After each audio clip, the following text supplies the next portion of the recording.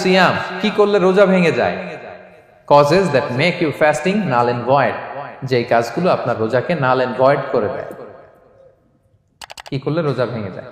তো এটা বোঝার আগে আমরা যদি রোজার সংজ্ঞাটা বুঝি, রোজা কাকে বলে, সিয়াম কাকে বলে, আপনারা নিজেই বলতে পারবেন কি করলে রোজা ভাঙে। রোজার সংজ্ঞা হচ্ছে আসওমু হুয়াল ইমসাকু আনিল আখলি ওয়া শুরবি ওয়াল জিমাই মিন তুলুইল ফাজরি ইলা গুরুবিশ শামসি মা'আন নিয়া। মানে রোজা হচ্ছে বিরত থাকার নাম। কি থেকে?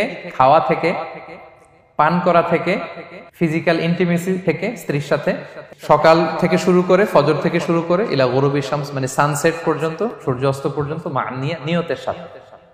ক্লিয়ার হয়ে গেছে না? রোজা হচ্ছে বিরত থাকার নাম। খাওয়া থেকে বিরত, পান থেকে, ফিজিক্যাল ইন্টারকোর্স থেকে, সকাল থেকে শুরু করে সন্ধ্যা পর্যন্ত নিয়তের সাথে। তো এই সংজ্ঞা থেকেই তো বোঝা যায় কি করলে, খেলে রোজা ভেঙে যায়, ড্রিঙ্কস করলে রোজা ভেঙে যায়, বিবাহিতরা দিনের বেলায় ফিজিক্যাল ইন্টিমেসিতে গেলে রোজা ভেঙে যায়। তো আমরা এবার পয়েন্ট আকারে শুনবো যে কি কি কাজ করলে। এখানে মৌলিকভাবে 3টা জিনিসের কথা বলা হয়েছে, কিন্তু আরো কিছু জিনিস আছে যেগুলো করলে আপনার রোজা ভেঙে যাবে। আসুন আমরা সেগুলো শুনি। 1 নম্বরে হচ্ছে ইচ্ছা করে যদি আপনি খান, ইচ্ছা করে খাইতে হবে, বুঝছেন? ভুল করে খাইলে কিন্তু রোজা ভাঙে না। খুব মজার না ব্যাপারটা? অনেক সময় এমন হয়, অনেকের অভ্যাস যে সকালবেলা সে ঘুম থেকে উঠে পানি খায়। তো আপনি হঠাৎ করে 1 গ্লাস পানি খেয়ে ফেলছেন, খাওয়ার পরে মনে হয়েছে ওরে আমি তো রোজা, এখন কি হবে বলেন তো? ভাঙবে না? ভাঙবে না, ভাঙে নাই। শুধু 1 গ্লাস পানি না, ভুলে যদি 1 প্লেট ভাতও খেয়ে ফেলেন, ভুলে, রোজা ভাঙবে না। তো রোজা অবস্থায় এত বড় ভুল অবশ্য কেউ করে না, কি বলেন? পানির এটা হয়ে যায়, তাও প্রথম 1, 2, 3 রোজায় হয় না? প্রথম 1 দিন, 2 দিন, 3 দিনে অনেক সময় এরকম হয় যে ভুল করে পানি খেয়ে ফেলে। তো ভুল করে যদি কেউ খায় তার রোজা ভাঙে না। অথবা জোর করে যদি কাউকে খাওয়ানো হয় রোজা ভাঙে না। ফোর্সফুলি খাওয়াইলে ভাঙে না, ইন্টেনশনালি যদি কেউ খায় রোজা ভেঙে যায়। ক্লিয়ার? 2 নাম্বার, ড্রিঙ্কিং ইন্টেনশনালি, যদি পান করে ইচ্ছাকৃত, রোজা ভেঙে যায়। 3 নম্বরে হচ্ছে ফিজিক্যাল ইন্টারকোর্স, দিনের বেলায় যদি ফিজিক্যাল ইন্টিমেসিতে যায় হাজব্যান্ড ওয়াইফ, এবং দেহ থেকে যদি সিমেন আউট হয় রোজা ভেঙে যায়। তবে ইচ্ছাকৃত যদি আপনি রোজা ভাঙেন, এটা বড্ড ভয়ঙ্কর প্রিয় ভাইরা। এটা খেয়াল করে মনে রাখবেন যে ইচ্ছা করে রোজা ভাঙার চেয়ে বড় স্পর্ধা আর হতে পারে না। কারণ এই রোজা রাখাটা কি রমাদানে ফরজ। আপনি যদি ফরজ ইচ্ছা করে ভাঙেন তাহলে শুধু কাজা করলে হবে না, কাফারা দিতে হবে। কে দিতে হবে?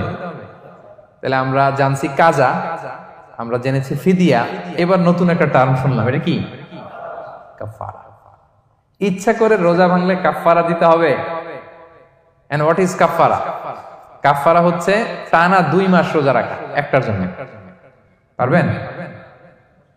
রমজানেরটা রাখতে তো খবর হয়ে যায়, কি বলেন? ইচ্ছা করে যদি কেউ রোজা ভাঙে তার কাজা কাফারা 2টাই লাগবে। কাজা মানে কি? একটা রোজার জন্য একটা রাখা, আর কাফারা 2 মাস 60টা রোজা রাখা। 60 খবর আছে। কিন্তু আপনি ইচ্ছা করে যদি রোজা ভাঙেন, এটার জন্য কাজা করলেন, একটা 60টা রাখলেন, মোট 61টা রাখার পরেও রমাদানের যে রোজা, এটার ফজিলত কি আপনি পাবেন? এটা আপনি পাবেন না। এটা বড্ড ভয়ঙ্কর। আমরা যেন ইচ্ছা করে কেউ রোজা না ভাঙি। এই ইচ্ছা করে যদি কেউ রোজা ভাঙে, অথবা ইচ্ছা করে দিনের বেলায় যদি কেউ ফিজিক্যাল ইন্টারকোর্স করে, তখন তার কাজাও করা লাগবে, কাফারাও করা লাগবে। এই ভুল যেন আমরা কখনো না করি, মনে থাকবে। এবার একটা মজার হাদিস শোনেন, সহিহ বুখারী। এক সাহাবী দৌড়ে এসে রাসূল সাল্লাল্লাহু আলাইহি ওয়াসাল্লামকে বলতেছে, ইয়া রাসূলুল্লাহ হালাকতু ইয়া রাসূলুল্লাহ, হে আল্লাহর রাসূল আমি তো শেষ। সাহাবী বলতেছে, ইয়া রাসূলুল্লাহ আমি তো শেষ। তো তুমি শেষ, কি হয়েছে তোমার? রাসূল সাল্লাল্লাহু আলাইহি ওয়াসাল্লাম বললেন, ওয়ামা আহলাকাক, তুমি কেন, কি সমস্যা? হালাকতু ইয়া রাসূলুল্লাহ লিটারাল মিনিং হচ্ছে, ইয়া রাসূলুল্লাহ আমি তো ধ্বংস হয়ে গেলাম। রাসূল বললেন, কি হয়েছে, কিভাবে ধ্বংস হইলা? তো সাহাবী বললেন, ওয়াকাআতু আলা ইমরাআতি ফি রমাদান, আমি রমাদানে দিনের বেলায় আমার স্ত্রীর সাথে ফিজিক্যাল ইন্টারকোর্স করে ফেলেছি, আমি তো শেষ, ইয়া রাসূলুল্লাহ আমারে বাঁচান। তারপর রাসূল সাল্লাল্লাহু আলাইহি ওয়াসাল্লাম বললেন, হাল তাজিদু মা কা'তিকু রাকাবা, তুমি কি একটা দাস আজাদ করতে পারবে? কাফারার মূল বিধান হচ্ছে দাস আজাদ করা, অথবা 60টা রোজা রাখা, অথবা 60 জনকে খাওয়ানো। ওকে, তো রাসূল সাল্লাল্লাহু আলাইহি ওয়াসাল্লাম বলতেছে, তুমি কি একটা দাস আজাদ করতে পারবে? উনি বলল, না, আমার তো এই সক্ষমতা নাই, আমি পারবো না। তো রাসূল সাল্লাল্লাহু আলাইহি ওয়াসাল্লাম বললেন, ফাহাল তাস্তাতিউ আন তাসুমা শাহরাইনি মুতাতাবিআইন, তাহলে টানা 60 দিন রোজা রাখতে পারবে? বলতেছে, লা ইয়া রাসূলুল্লাহ, এটাও আমি পারবো না, 60 দিন রোজা রাখা আমার পক্ষে সম্ভব না। এরপর রাসূল সাল্লাল্লাহু আলাইহি ওয়াসাল্লাম বললেন, ফাহাল তাজিদু মা তুতঈমু 60 মিসকিনান, তাহলে 60 জনকে খাবার খাওয়াইতে পারবে? বলতেছে, না, এটাও পারবো না। তো কোনোটাই সে পারবে না। এবার উনি বসে রইলেন।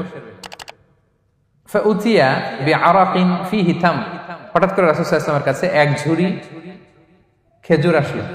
এবার রাসূল সাল্লাল্লাহু আলাইহি ওয়াসাল্লাম বললেন, সেই লোক কোথায় যে কিছুই করতে পারবে না, একে ডাকো। এবার আসলে এবার রাসূল সাল্লাল্লাহু আলাইহি ওয়াসাল্লাম বললেন, তুমি দাসও আজাদ করতে পারবে না, 60 দিন রোজা রাখার নিয়ম এটাও পারবে না, 60 জনকে খাওয়ানো এটারও সক্ষমতা নাই, তাহলে এই যে এক ঝুড়ি খেজুর আসছে আমার কাছে, সাদাকার খেজুর, যাও এটা তুমি দান করে দাও আল্লাহর রাস্তায়। এবার উনি বলতেছে, আলা আফকারা মিন্না ইয়া রাসূলুল্লাহ, আমার চেয়েও গরীব কাউরে দান করব? রাসূল সাল্লাল্লাহু আলাইহি ওয়াসাল্লাম বললেন, হ্যাঁ। উনি বলতেছে যে আমার চেয়ে গরীব মদিনায় কেউ নাই। উনি বললেন, ফামা বাইনা লাবাতাইহা আহলু বাইতিন আহওয়াজু ইলাইহি মিন্না ইয়া রাসূলুল্লাহ, এই মদিনায় আমার চেয়ে গরীব, মানে এটার প্রতি মুখাপেক্ষী আমার চেয়ে বেশি কেউ আর নাই। ফাদাহিকান নবী সাল্লাল্লাহু আলাইহি ওয়াসাল্লাম, রাসূল সাল্লাল্লাহু আলাইহি ওয়াসাল্লাম এই কথা শুনে হেসে দিলেন। হাত্তা বাদাত আনিয়াবু, রাসূল সাল্লাল্লাহু আলাইহি ওয়াসাল্লামের চোয়ালের দুই পাশের দাঁত দেখা গেল। রাসূল সাল্লাল্লাহু আলাইহি ওয়াসাল্লাম সাধারণত হাসতেন না, দেহেক যেটা এটা খুব কম হাসতেন না, তিনি তাবাসসুম যেটা স্মাইলিং মুচকি হাসতেন, ওটাতে দাঁত দেখা যায়। কিন্তু এই লোকের কাণ্ড দেখে, এই সাহাবী রাদিয়াল্লাহু তাআলা আনহুর কাণ্ড দেখে রাসূল সাল্লাল্লাহু আলাইহি ওয়াসাল্লাম হাসি আর থামা রাখতে পারলেন না। ফাদাহিকান নবী সাল্লাল্লাহু আলাইহি ওয়াসাল্লাম, রাসূল সাল্লাল্লাহু আলাইহি ওয়াসাল্লাম এমন হেসেই দিলেন যে ওনার দাঁত দেখা গেল, এরকম হাসি উনি হাসেন না। এরপর রাসূল সাল্লাল্লাহু আলাইহি ওয়াসাল্লাম বললেন, কি আর করা, যাও, ইযহাব ফাআতঈমহু আহলাক, যাও নিয়ে তোমার ফ্যামিলিতে খাও। করছো তুমি বড় ভুল, এখানে কাফারা দিতে হবে, 60টা রোজা রাখা, দাস মুক্তি, 60 জনকে খাওয়ানো, কিছুই পারবা না। আসলো খেজুরের বক্স, তোমার সাহায্য করার জন্য দিলাম, যাও এটা সদকা করো। এখন তুমি বলতেছো তোমার চেয়ে গরীব আর মদিনায় কেউ নেই, তো কি আর করা, যাও তুমি খাও। তো এই মজার হাদিসটা এই কাফারা রিলেটেড হাদিসের মধ্যে এসেছে। তো যদি আপনি ভুল করে, আপনি যদি ইন্টেনশনালি ইচ্ছা করে যদি রোজা ভেঙে ফেলেন, প্রিয় ভাইরা, এটা কিন্তু বড্ড ভয়ঙ্কর। এটার জন্য আপনার কাফারা দিতে হবে, 60টা রোজা রাখতে হবে। এটা যদি না পারেন 60 জনকে খাওয়াতে হবে। কোনোটাই তো সহজ না, কি বলেন? অনেক ব্যয় সাপেক্ষ। গেল 3টা গেল। আর কি করলে রোজা ভেঙে যায়? ইচ্ছা করে যদি বমি করে রোজা ভেঙে যাবে, তবে অনিচ্ছা সত্ত্বে বমি আসলে রোজা ভাঙে। ক্লিয়ার? রাসূল সাল্লাল্লাহু আলাইহি ওয়াসাল্লাম বলেছেন, মান দারাআহুল কাইউ আই গালাবাহু ফালাইসা আলাইহি কাদা, কেউ যদি অনিচ্ছাকৃত বমি আসে কাজা করা লাগবে না। ওমান ইস্তাকা, কেউ যদি ইচ্ছা করে বমি করে আমদান ফালিয়াহদি, সেজন্য এই রোজাটা কাজা করে। আচ্ছা, 5 নাম্বার হচ্ছে আল ইস্তিমনা, মানে মাস্টারবেশন, হস্তমৈথুনের মাধ্যমে কেউ যদি সিমেন আউট করে তাহলে তার রোজা ভেঙে যাবে, এবং এটার জন্য কাজা কাফারা দুইটাই লাগবে। 6 নাম্বার স্মোকিং। স্মোকিং যদি রমাদানে কেউ করে, রোজা কিন্তু শেষ। এদিকে আমার মাসালা শেখায় না নতুন করে, অনেকে অনেক ডানে বায়ে মাসালা করে যে হুজুর এটাতে এই, ওটাতে, এটা তো ধোঁয়া, এটা তো এই না। স্মোকিং করলে আপনার রোজা ভেঙে যাবে, কারণ এটার মধ্যে এমন পার্টিকেল থাকে যেটা আপনার ভিতরে চলে যায়, সো আপনার রোজা ভেঙে যাবে। খবরদার স্মোকিং করবেন না। 7 নাম্বারে আপনি যদি নাকে ড্রপ দেন, রোজা রাখা অবস্থায় নাকে ড্রপ দেওয়া যাবে না। হ্যাঁ, নাক হচ্ছে gateway to reach in the stomach, এটা স্টোমাকে পৌঁছার একটা গেটওয়ে। আপনি নাকে ড্রপ দিলে দেখবেন কিছুক্ষণ পরে গলায় একটা তেতো তেতো ভাব অনুভব হয়, আস্তে করে এটা স্টোমাকে চলে যায়, আপনার রোজা ভেঙে যাবে। নাকের ড্রপ এটা রাতে, সন্ধ্যা থেকে শুরু করে সাহুর খাওয়া পর্যন্ত। আচ্ছা, এজন্য রমাদানে কিন্তু ওযু করার সময় নাকে পানি দিতে সাবধান। হ্যাঁ, ফরজ গোসলের সময় নাকে পানি দিতে সাবধান, খুব বেশি ইস্তেনশাক করা যাবে।